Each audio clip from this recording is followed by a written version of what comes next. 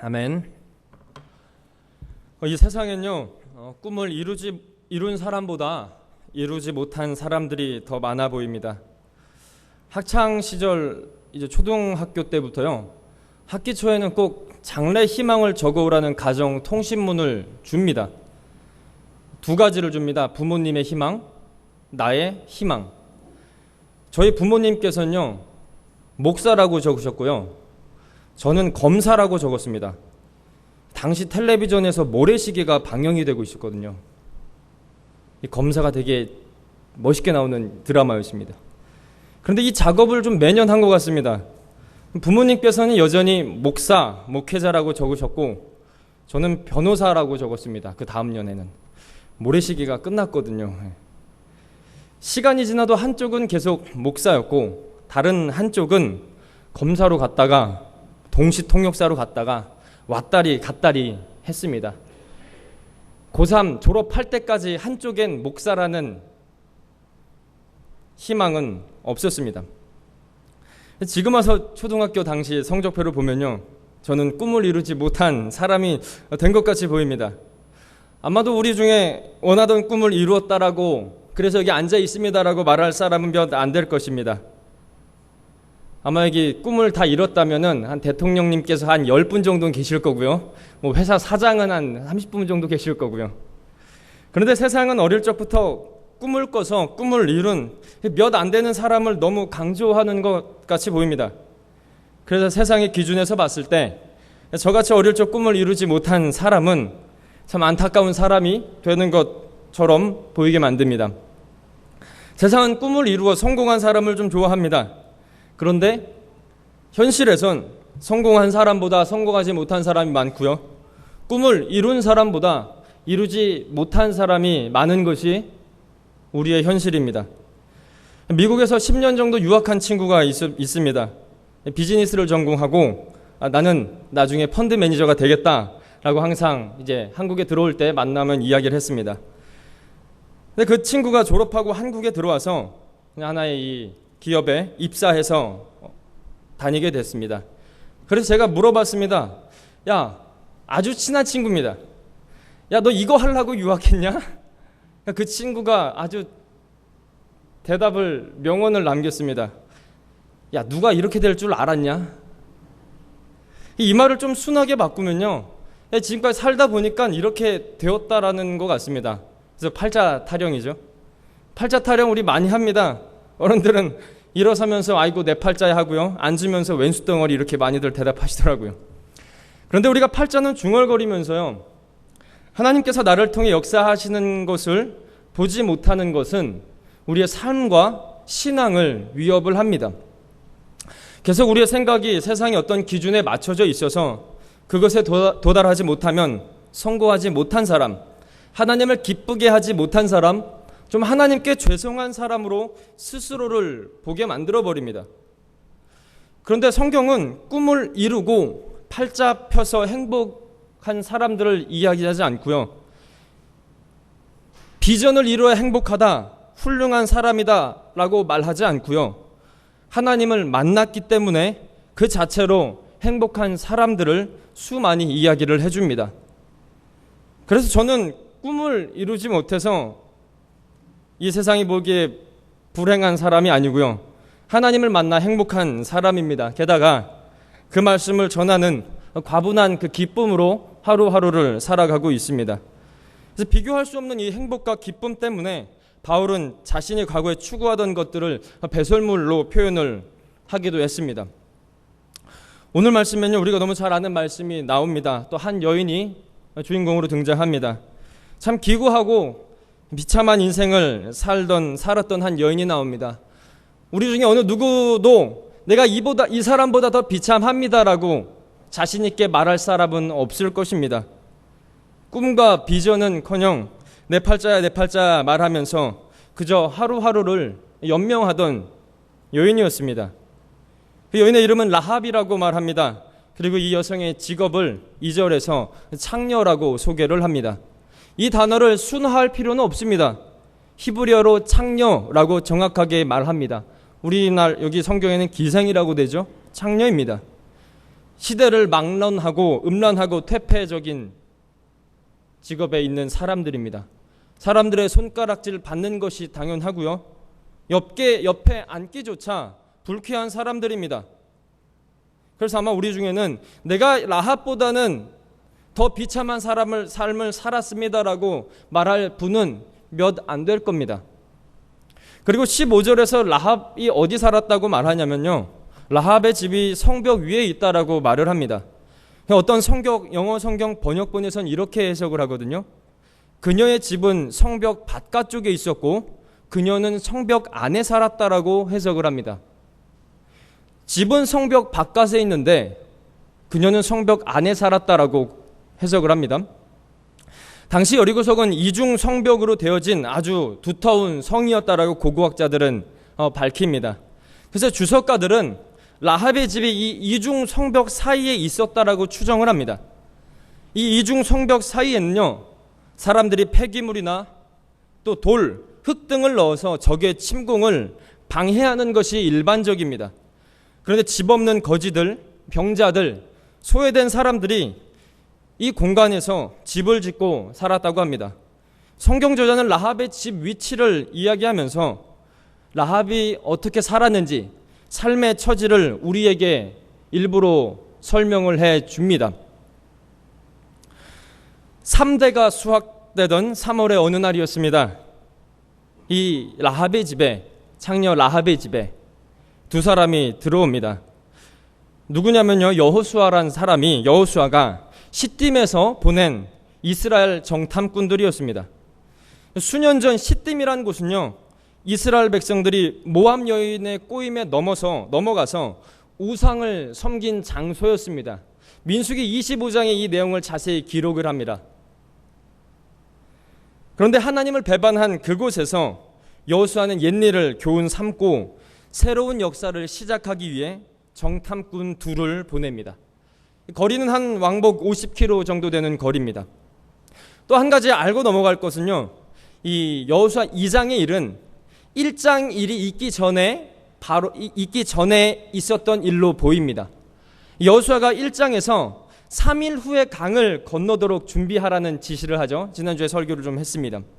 3일 후에 강을 건너도록 준비하라는 지시하기 전에 정탐꾼들을 보낸 것 같습니다.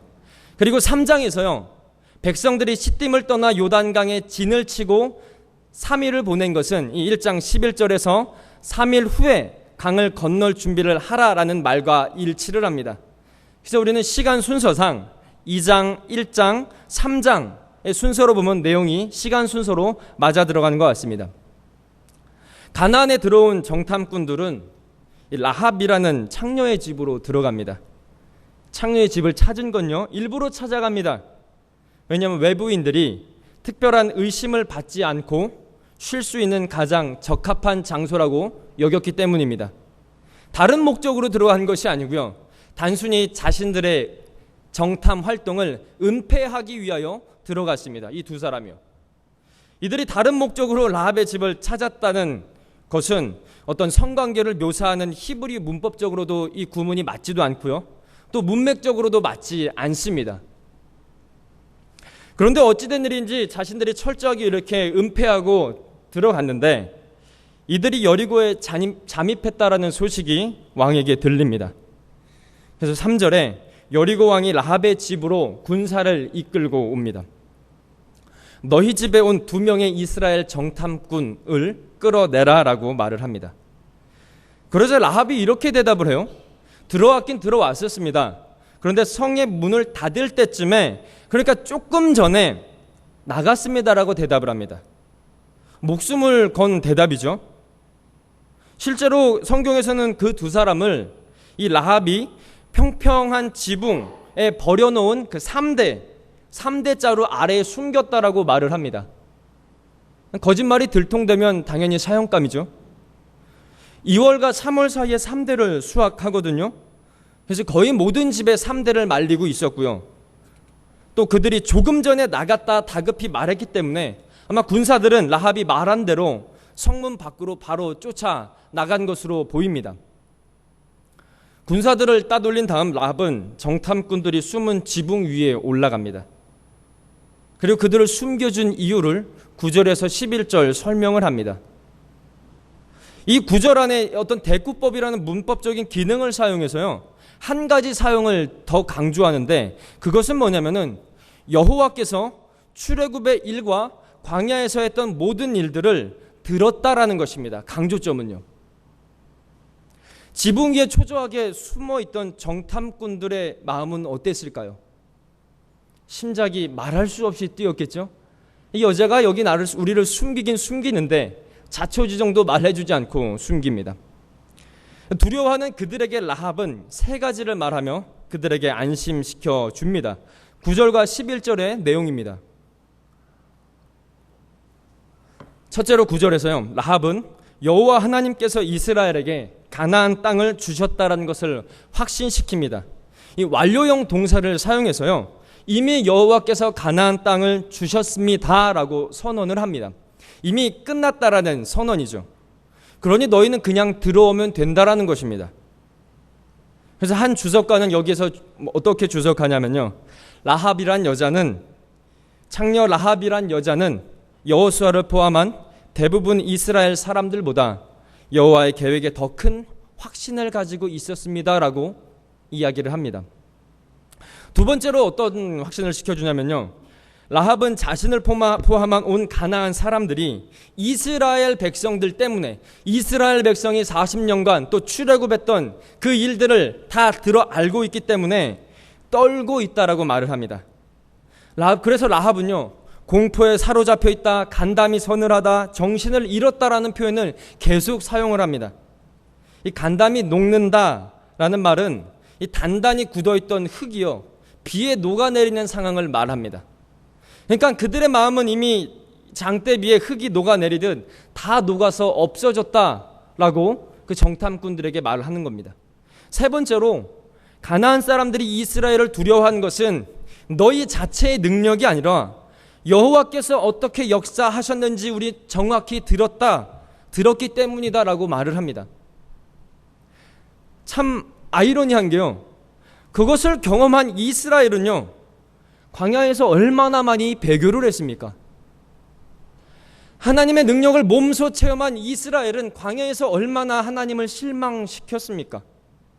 그런데 그것을 들은 가나안 사람들은 하나님을 두려워했다, 정신이 혼미할 정도로 하나님의 역사를 두려워했다라고 말합니다.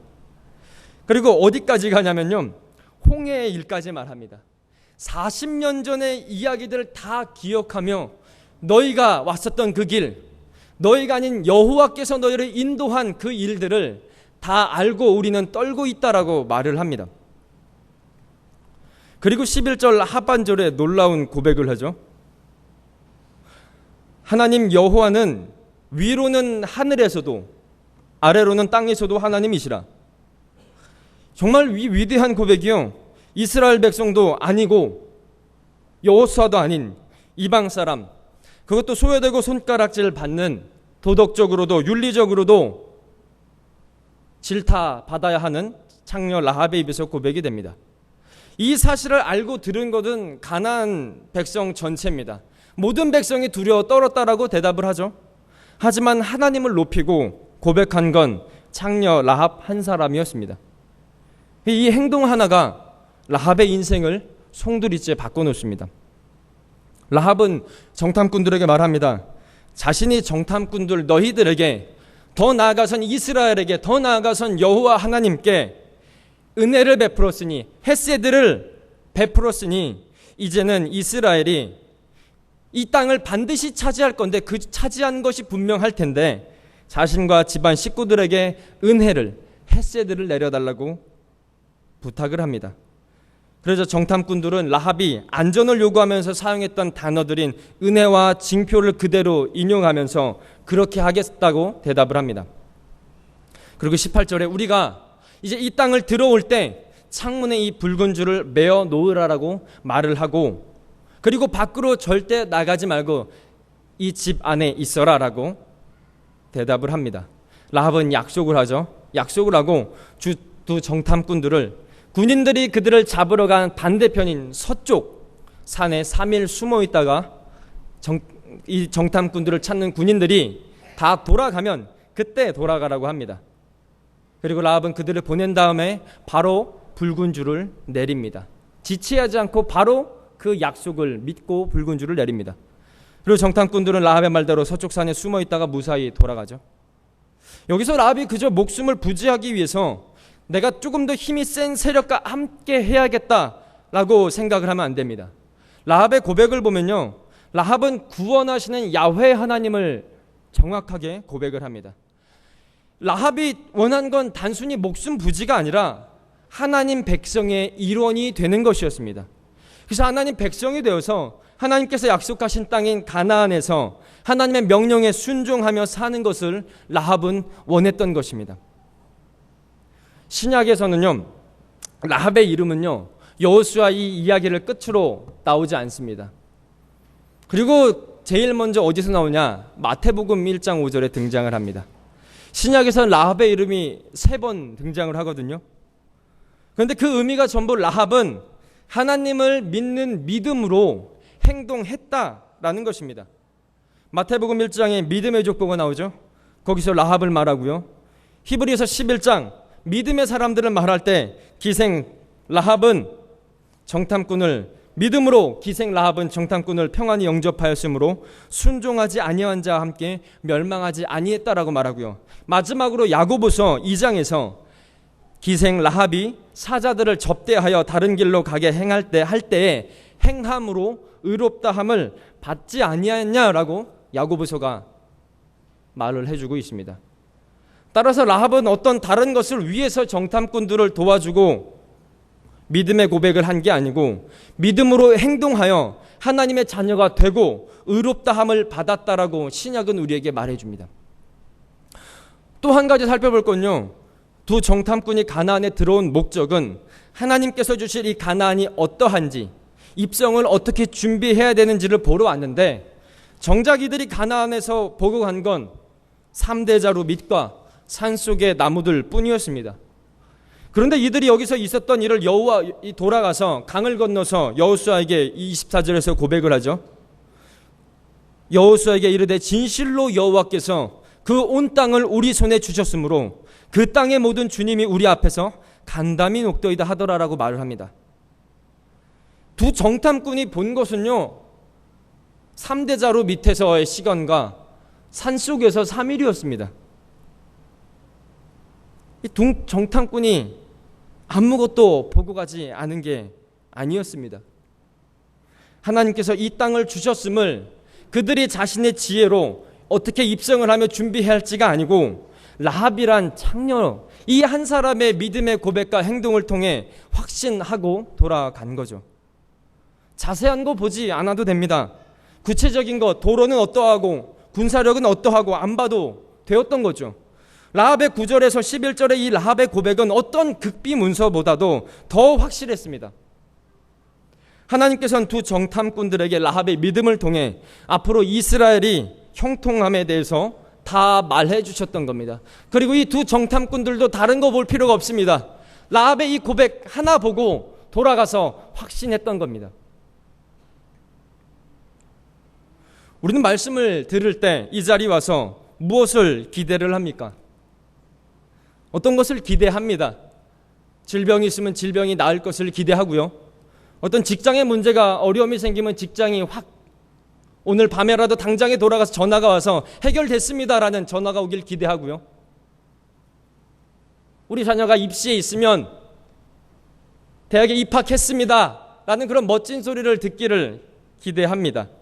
조금 더 구체적이고 조금 더 자세하고 하나님께서 앞에 선명하게 보여주기를 기대합니다. 그런데 하나님께서는 그것을 넘어서 끊임없이 우리에게 말씀해 주시는 것은 뭐냐면, 이 자리에서 목회자를 통해 또 내가 들고 있는 이 하나님 말씀을 통해 말씀해 주는 것은 뭐냐면, 하나님은 우리의 삶을 역사하십니다. 하나님은 당신을 사랑하십니다.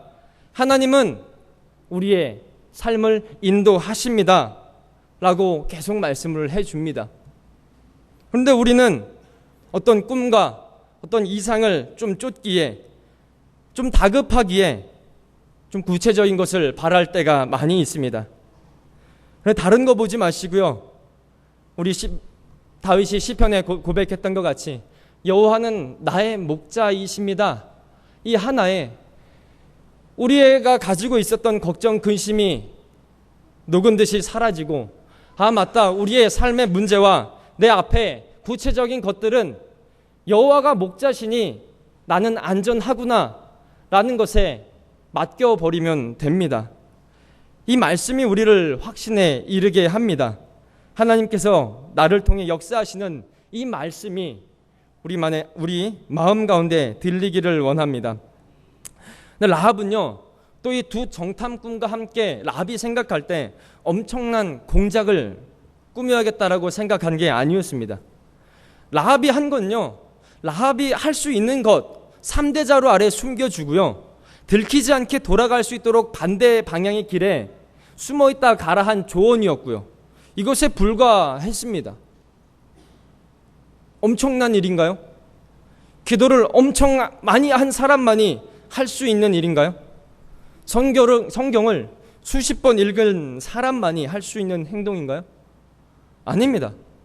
라합이 있는 그 자리에서 할 수 있는 행동을 믿음으로 보인 겁니다. 라합은 창녀입니다. 여기서 라합이 가나안에서 어떤 세력을 말할 수 있는 위치도 안 되고요, 이 라합의 말을 들어줄 사람도 몇 안 됩니다. 라합은 자신의 이 행동을 통해서 엄청난 승리를 가져와서 전쟁에 큰 공을 세워야지 라는 이런 생각은 하지 않았습니다.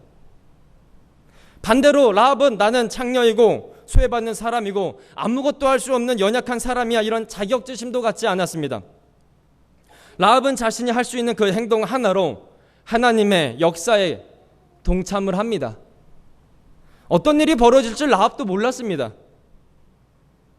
이 행동 하나가 얼마나 큰 위대한 역사를 가지고 왔는지 라합은 생각하지도 못했다는 거죠. 그리고 아무도 그 행동 하나로 두 정탐꾼과 여호수아 그리고 200만의 이스라엘이 하나님의 일하심을 확신할 것이다, 라합은 이런 생각도 못할 수도 있었습니다. 그러나 라합의 행동 하나로, 라합의 고백 하나로 200만이 되는 이스라엘이 하나님이 우리와 함께 하시는구나라고 확신을 하게 됩니다. 엄청난 영향력을 준 거죠. 그래서 자신의 위치에서 할 수 있었던 그 믿음은, 행위는 라합을 하나님의 자녀됨을 충분하게 만들었습니다. 그 뒤에 라합의 삶은 완전히 변하여서 믿음의 족보에까지 이름에 올리게 됩니다. 세상에서 가장 행복한 여인으로 소개가 됩니다. 그래서 저는 복음서를 읽으면서요, 예수님이 더 좋아지는 것은 예수님께서 소위 세상에서 성공한 사람들, 꿈을 이룬 사람들보다 좀 실패한 사람들, 소외받는 사람들과 함께 다니셨다라는 것에 참 예수님이 더 좋아집니다. 죄인과 창녀들과 어부들과 환자들, 이자들과 예수님은 친분을 맺으시고 식사를 하시고 같이 다니셨다라는 겁니다. 꿈을 이루어야, 또 성공해야 하나님이 기뻐하실까요? 기뻐하시겠죠. 하지만 꿈을 이루어야만, 성공을 해야만 하나님께서 기뻐하는 게 아니고, 하나님께서는 지금 이 순간 말씀에 순종하고 내가 할 수 있는 헌신을 하면서 내 앞길을 하나님께 맡기며 살아가는 것을 보기 원하십니다. 우리 대부분은 어릴 적 꿈을 이루지 못한 것 같습니다. 큰 성공도 이루지 못한 것 같고요. 제가 패배주의를 말하는 것이 결코 아닙니다. 그런데 우리는 하나님의 음성을 들었고요, 믿음으로 반응했고 하나님의 자녀가 되었습니다. 어떤 세상도 주지 못하는 천국의 시민권도 얻었습니다. 자꾸 세상의 기준에 비추어서 자신을 낮추지 마세요. 나중에 성공하면 크게 헌신해야지, 봉사해야지 마시고요, 지금 내가 할 수 있는 가장 작은 일이라도 헌신하고 봉사하길 바랍니다. 그 일을 통해서는요, 하나님의 정탐꾼들은 하나님께 돌아가서 우리의 그 일을 전하하며 분명히 기뻐하실 것입니다. 우리의 모습이 조금 더 다듬어지고 조금 더 좋은 사회적 위치에 있다면 그에 따른 사명은 분명히 있습니다. 하지만 지금의 내 모습, 솔직히 고백해서 원치 않는 이 내 모습을 통해서도 하나님께서는 반드시 일하신다는 것을 기억하시기 바랍니다. 나 같은 사람이 큰 일을 할 수 있을까가 아니고요. 나 같은 하찮은 사람 때문에 예수께서 십자가에 달리시고 나를 자녀 삼아 주셨음을 오늘 이제 가을이 깊어가는 이 밤에 좀 깊이 깨닫기를 원합니다. 그래서 제가 사랑하고 존경하는 성도 여러분, 성공을 향해 가는 인생, 꿈을 이루며 꿈을 위해 달려가는 인생도 중요하지만요, 그보다 더 중요한 것은 내 삶에 한탄하고 팔자 타령하는 것이 아니고 지금 나에게 주어진 사명을 감당하며 그 작은 것 하나 실천할 때 하나님께서는 기뻐하시고요, 그 작은 행동 하나에 200만의 이스라엘 백성들이 안심하고 하나님이 함께 하신다라고 보고 고백했던 것처럼 우리가 지금 우리 위치에서 할 수 있는, 비록 초라하고 연약하지만 내 위치에서 할 수 있는 그 행동 하나로 또 수많은 사람들의 감사하고 또 수많은 사람들의 하나님의 역사하심을 볼 것이고요, 그보다 더 중요한 것은 우리가 하나님의 자녀입니다라고 지금의 우리의 자리, 그 위치에서 우리는 하나님께 믿음을 보이게 될 것입니다. 사랑하는 성도 여러분, 여러분은 꿈을 이루지 못해서 불행한 사람이 아닙니다.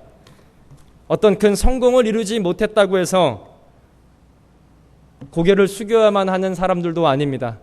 지금 있는 위치, 이 자리에서 하나님의 맡겨주신 그 사명을 조금씩 감당할 때 하나님께서는 우리의 행동을 보시고 우리의 믿음을 보시고 우리에게 주실 상급을 많이 하늘에 쌓아두고 계시고, 하나님께서, 예수님께서 이 땅에 다시 오실 때 잘했다 분명히 칭찬해 주실 것입니다. 우리 같이 말씀을 생각하면서 기도하겠습니다. 기도하실 때 하나님, 맞습니다. 내 삶을 돌아보면요, 좀 너무 초라해 보일 때가 많고 또 약해 보일 때가 많고 연약해 보일 때가 많아서 자꾸 하나님의 복을 나는 어떻게 왜 받지 못했나라고 생각할 때가 있습니다. 하지만 하나님, 라합이란 여자보다는 내가 나아 보입니다. 비교할 것도 아니지만 이 라합이라는 여인을 통해서 하나님, 나도 할 수 있구나, 나도 하나님의 자녀로 충분히 살아갈 수 있구나, 그 사명을 감당할 때 놀라운 하나님의 역사를 이루구나, 우리 이 시간 생각하면서 감사하며 나아가겠습니다. 우리 같이 기도합니다. 하나님, 맞습니다. 하나님, 나는 그저 그런 사람일 수가 있습니다. 그러나 하나님의 백성입니다. 나는 큰 꿈을 이루지 못한 순간이 있을 수 있습니다. 그런데 하나님, 나는 하나님의 백성입니다. 하나님의 자녀입니다. 하나님의 사명을 가지고 있는 사람입니다. 그 사명이 남들이 보기엔 좀